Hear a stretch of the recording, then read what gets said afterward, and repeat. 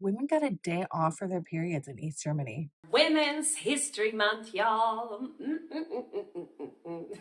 You know that we have a tradition of highlighting the women of Berlin. And this time around, we want to see how life was different for women in the East and in the West. Germany and Berlin were divided into West and East, capitalist and socialist for over 40 years. So Berlin is a city that is coined by two different systems and two very different German post-war cultures. But how did this affect women? In West Germany, under capitalism and the cultural influence of the Allied forces, society focused on very traditional gender roles. The typical image of a woman being a mother and housewife was very strongly supported. In the East, however, socialist propaganda really pushed for women to join the workforce, meaning the idea of a working woman was really nothing extraordinary under socialism. All while women in West Germany had to ask their husband for permission to work until 1975.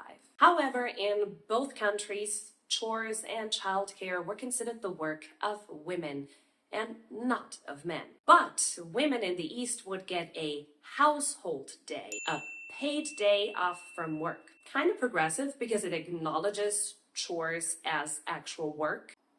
Why just for women?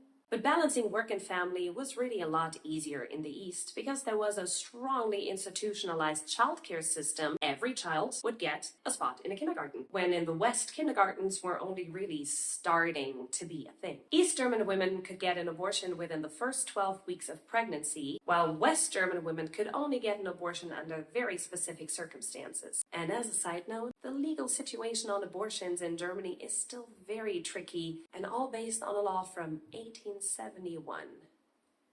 Here's a little fun fact. I've heard from a couple of individuals that there was such a thing as period leave in East Germany. For example, female singers at the opera houses could get one paid day off from work when they were on their period. And I've heard this about other professions as well. Now, it sounds like East Germany was a lot more progressive when it came to women's rights and gender equality. But does that mean that socialism was a feminist system?